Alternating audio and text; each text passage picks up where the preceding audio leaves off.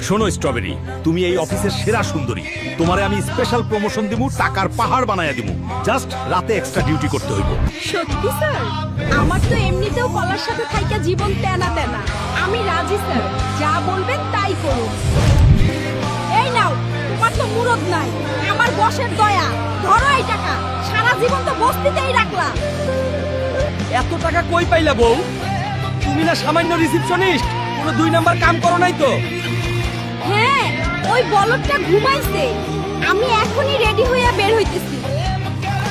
এই রাত বিরাইতে কই যাও তুমি? বাইরে তো তুফান চলতেছে, যাইও না বউ।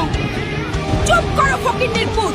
অফিসে বিশাল ইমার্জেন্সি মিটিং, আমার প্রমোশনের ব্যাপার। তুমি বুঝবা না, গিয়া ঘুমাও।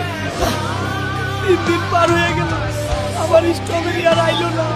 কাঁঠালের লগে বাইকে গেল রে। আমি এখন কি করব?